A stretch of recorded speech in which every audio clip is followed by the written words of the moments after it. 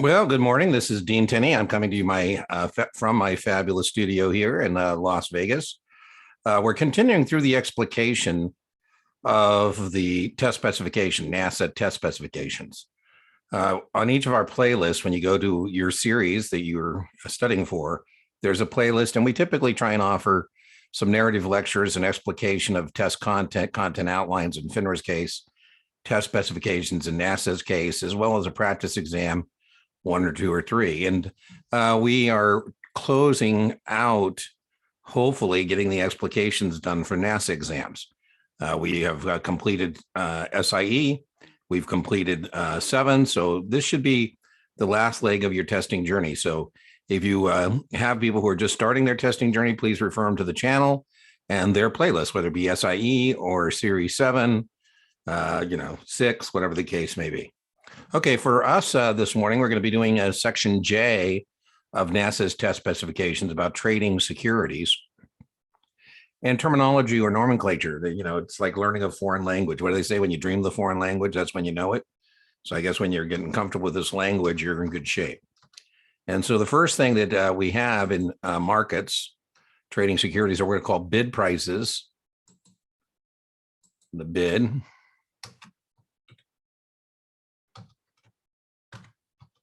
Let's see there we go. My screen was locking up. And an offer or ask price. The bidding offer is always from the dealer's perspective. The dealer, for our purposes, dealer, market maker, we'll call broker dealers from the dealer's market maker perspective. And what that means is perspective. I think I'm spelling it right. I think a good analogy is the car business.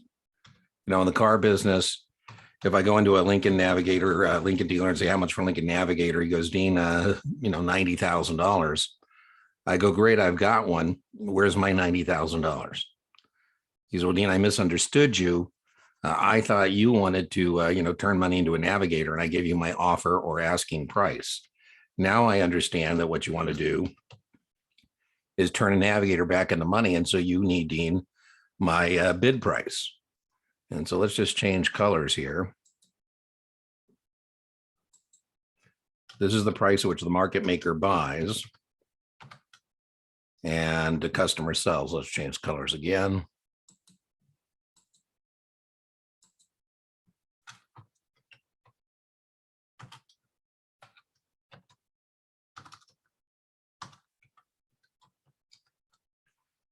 I think the way I think you can keep it straight, perhaps, is the customer always pays the high price and always receives the low price. What's that called? The securities industry. And that's how we make our living, the difference between what we buy things at and we sell things at. Whoop.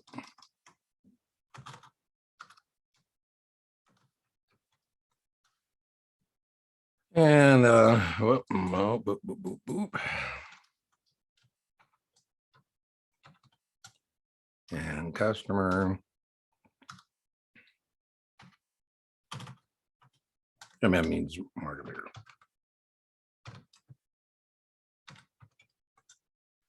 And then the difference between the bid and the offer is called the spread. So the difference between that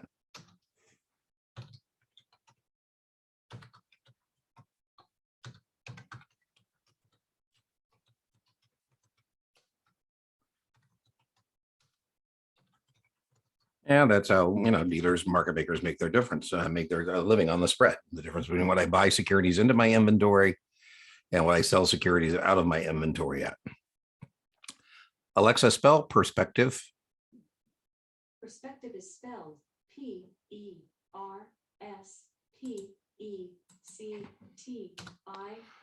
There we go. Fix that. So bids and offers, those are called quotes. So when I give you a quote, if I respond to you as a market maker, you say, hey, Dean, what's your quote? And I respond 1516. That's my quote. Now, that doesn't mean we've done business at that. I mean, in the market making, all the securities that trade over the counter are said to trade in a negotiated quote driven market. And so that's how we get started with this quote. And so the quote is what gets things running. Now, as a market maker, I stand willing to buy at least 100 shares at my bid and sell 100 shares at my ask as a market maker. So bids, offers, quotes. Let's just put something there. Let me go back to red here.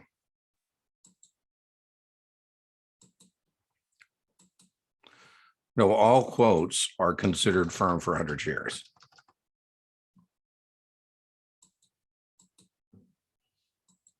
So if I'm a market maker and I give you a quote, I have to stand willing to honor that for at least 100 shares.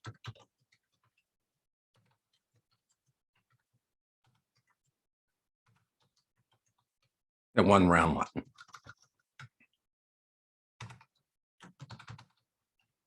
So, let's add some size up here. Maybe I say my size. No, I know without anything, it's 100, but if I put 10 by 10, that means I have to honor 10 round lots. 10 round lots. That's 1,000 shares. And, if I don't, then you're going to say, hey, as an investment advisor representative, if you're concocting to me, the market maker, and I don't honor that quote, you say, Dean, are you backing away? Backing away is when a market maker fails to honor a firm quote. A market maker or dealer, for our purposes, those are synonymous terms. In stocks, we call them market makers, and bonds, we call them dealers, but it's the same general idea. Anyways, backing away is when a market maker or dealer fails to honor a firm quote. Okay, so again, if you're an investment advisor representative and you're doing business with a broker, the assumption is you have trading authorization. You're going to call a broker and say, hey, buy 1,000 shares in Mr. Smith's account at the market. And at the market means you want immediate execution at the best available price.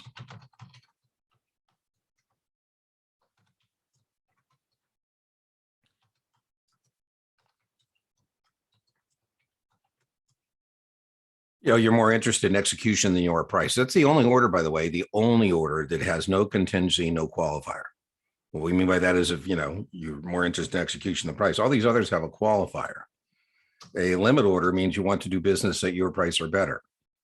So now I'm the broker and you call me, you're the investment advisor representative. You say, Dean, in Mr. Smith's account, let's buy 1,000 shares at 18. Let's buy 1,000 shares at 18.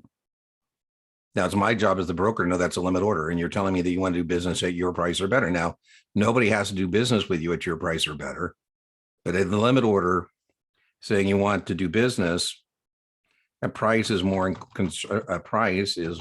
important than execution.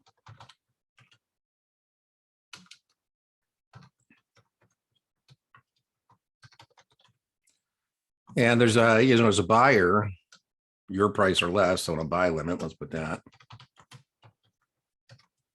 The customer's price or less.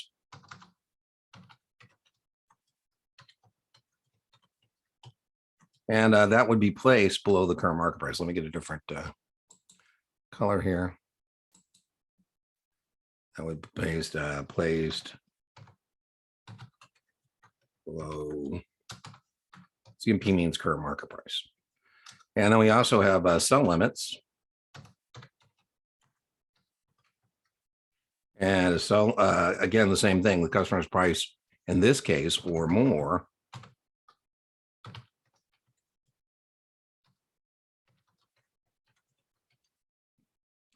And this one, let's change colors again. The settlement is the customer's price or more, and that would be placed above the current market price.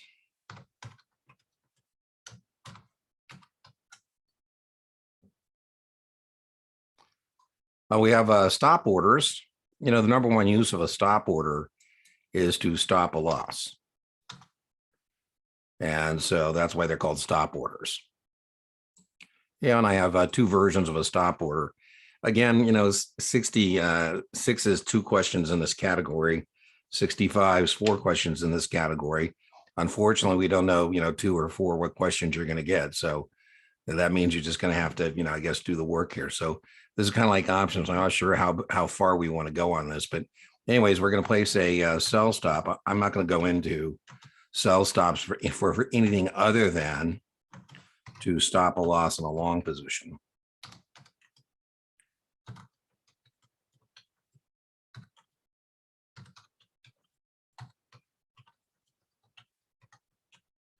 I'm not going to go into, using it to establish a short position or to, protect a profit. That's what they're primarily interested in as an investment advisor representative. And if you are a recently minted 7, this should sound familiar to you. There's, that's why there's only 2 questions for 66s and 4 questions for 65s. And then a buy stop. Let's make sure we got this one. Let's put this here again. We have a great mnemonic, slobs over bliss. And that's just to remind us where orders get placed in relationship to the current market price. And let me get a different color again.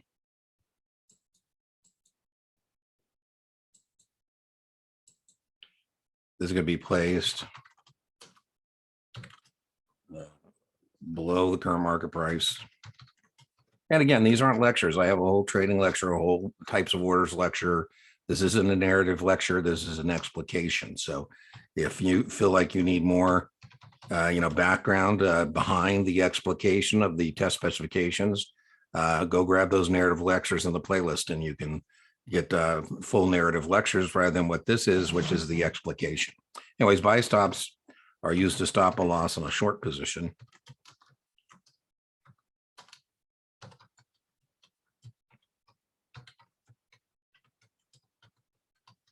There are other uses, but I'm not going to go over those in the explication because that's not what they're looking for in terms of your exam. What they're looking for here is this idea. And the buy stop is placed above the current market price.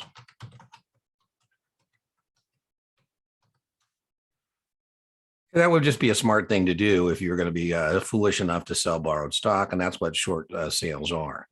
A short sale. Again, I'm using the 66 test specification, but 65s, this is the exact same document in your test specification. So as I've said before, rather than call this 65, 66 and have a combination, which I find aggravating, when there are common content and the only difference is numbers of performance opportunities, 2 for 66s and 4 for 65s, performance opportunities, test questions, then I just do it once, but I put it in this different playlist for you.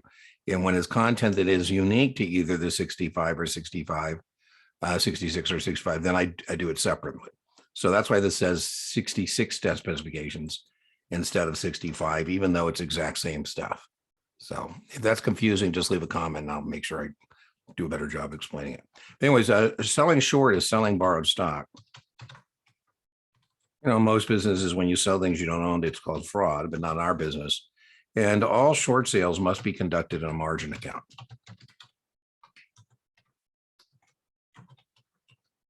And what you're hoping here is to sell high and buy low. Whether you want to borrow money or borrow stock, you need a margin account. Now, if you don't do something besides that, you're going to be exposed to unlimited risk. And so, as we just said, one thing you might want to do is enter. It would behoove you to enter a buy stop or from future or past explications by a call.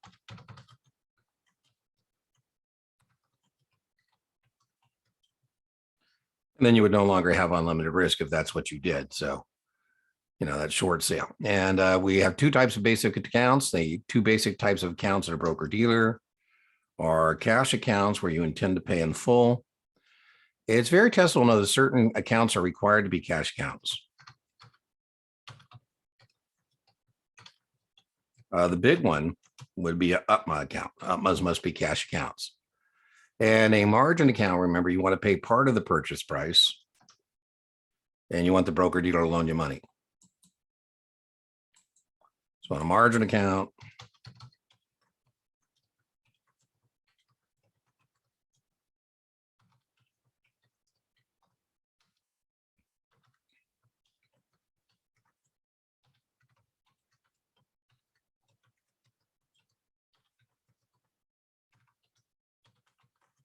and that's going to be leverage. we're going to make you put up half. You're going to, be at risk initially for 50%. The brokerage firm is going to lend you 50%. So that means you're going to be making money twice as fast, but that also means you're going to be losing money twice as fast. So the same supercharged speed you're going to be making money with is the same supercharged speed you're going to be losing money with.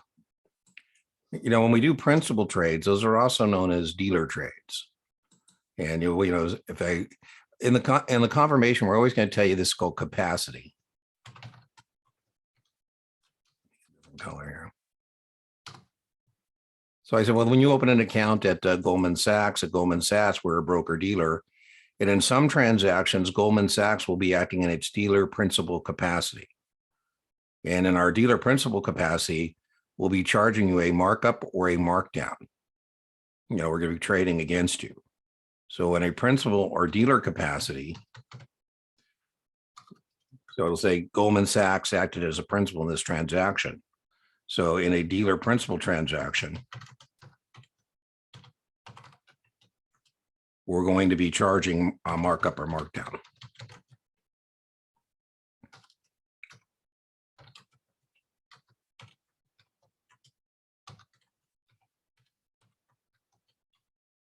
And again, I'll just put that in different colors here. So in my example of Goldman Sachs, if they're charging a markup, that means the customer is buying. I'm sorry, I was going to put that in a different color. It didn't seem to register there. Let's try it on this next one. Markdown. Customer is selling.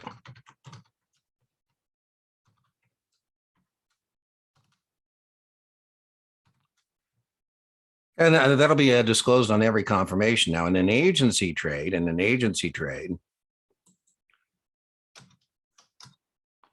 we're acting in our broker capacity, broker agency capacity. And broker agency means we're going to be charging a commission.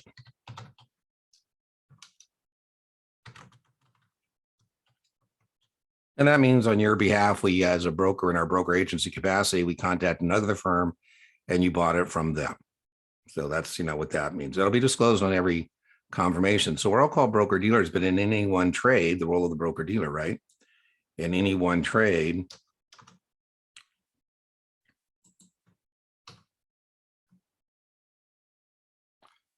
the broker dealer is going to be acting either in its broker or agency. Can't be both. So capacity needs to be disclosed. Disclosure is typically made on the confirmation, and the broker dealer can never be a broker and a dealer in the same trade. I mean, it kind of makes sense. I mean, how could I at Goldman Sachs represent Goldman Sachs at the same time I'm representing you? I really work myself for you, and now you owe me, commission. Again, I have a whole hour and a half narrative lecture on trading. I take it as a compliment. One of my competitors said, Dean's lecture is overboard. After you watch it, you could get a job as a trader. I took that as a compliment. So that's available for you. Again, this is an explication. There's all kind of memory aids to help you with, ABC, agency, broker, commission. I'll leave it to you to go do some more work on that. High frequency trading. There's two versions of what people think about high frequency trading. This is where, high frequency trading firms use, milliseconds, to do what's called arbitrage. Arbitrage is profiting from price discrepancies. Yeah, and they have computing power that just totally outweighs, or is way,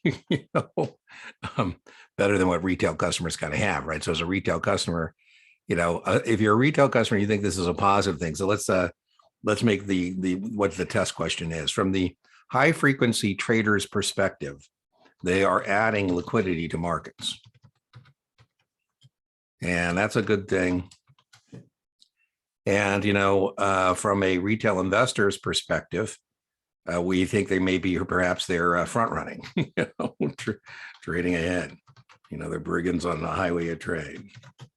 I think, again, the idea here is that, we don't, as a retail, it's not a level playing field between these, high frequency trader algo guys and, people who don't have access to, data feeds and things like that are much faster than what I'm coming to you from a retail internet connection in Las Vegas. Anyways, dark pools, it's considered dark because the parties are anonymous. If you're an institutional investor, particularly, you probably don't want people knowing your business or knowing who you are. And so you could trade in a dark pool, and dark just means anonymous. You're still going to have to report trades once they're done. Alexa, spell anonymous. Anonymous is spelled A-N-O-N-Y-M-O-U-S.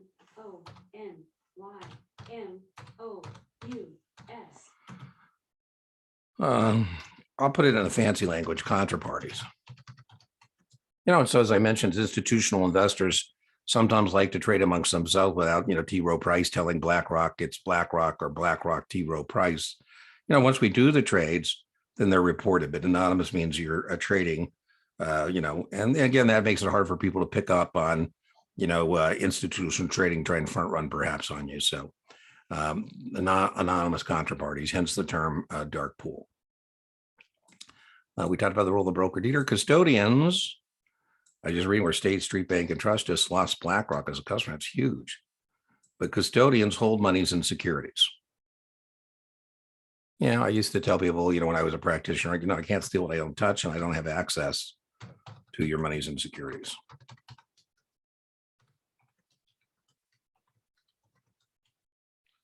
And we talked about market makers, and we said market makers are associated with the over-the-counter market. And over-the-counter,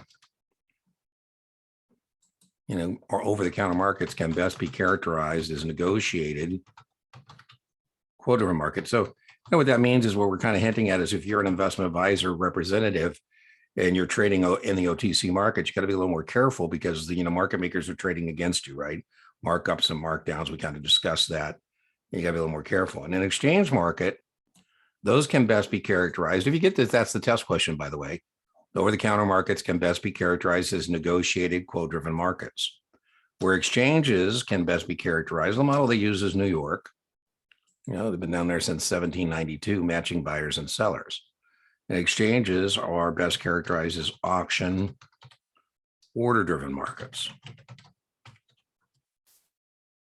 I think the good analogy would be the art market, right? Sotheby's and Christie's are auction houses. They don't have inventory in art. They're simply matching buyers and sellers and taking commish. And if you're a novice in the art market, you might want to go to Sotheby's and Christie's to trade because, again, they're not trading against you. In the art market, if I'm an art dealer, that means I have already an inventory. And then what I do is charge a markup or a markdown. We talked about commissions. Commissions are associated. Let's just put that in there. Let's get a different color. Those are associated with agency trades. And we said markups are associated with dealer. A different color here. Dealer market maker transactions.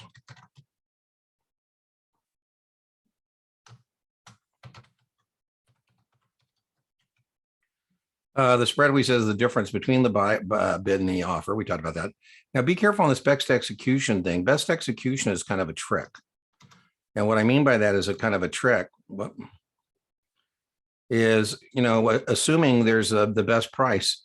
I'm not required to do business with the market maker or dealer that has the best price. I simply have to try and get my customer best execution. But best execution doesn't necessarily mean the highest bid or the lowest ask. It just means it's got to be competitive. And what we mean by competitive is, this is one of the dangers in terms of reputational risk. I mean, you say, well, Dean, given that there was a better quote, why did you, as my investment advisor representative, choose to do it there at XYZ instead of doing it over there at ABC? And I said, well, I don't think ABC is going to be here on T+2 to settle the trade.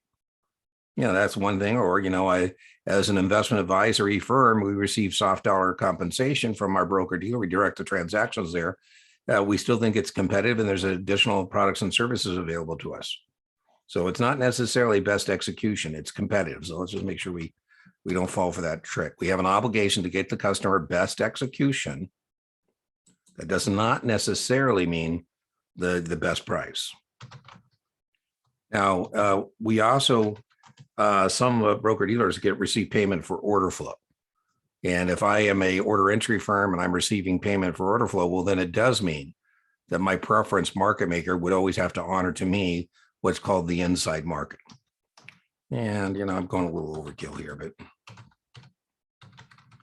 And the inside market is the highest bid, the highest of the low prices, and the lowest ask, the lowest of the high prices. Okay, I'll again refer you to the market making lecture, the trading securities lecture, which is an hour and a half in the narrative form. And that concludes this installment of the explication. If you are a 65 or 66 and you are doing this, you're going to notice I kind of jumped over, skip some sections. I'll circle back and I'll close those gaps at some point. And I see I got to do some checking myself. I'm not sure, what kind of gap we have. Anyways, we're coming up on our 1-year anniversary of the channel. It's been what a ride this year. We've got over 200,000 views. We're closing on 3,000 subscribers. I'll be putting on an annual report, as I mentioned. Please share, subscribe. Make sure you circle back with those just starting the testing journey and send them to the channel.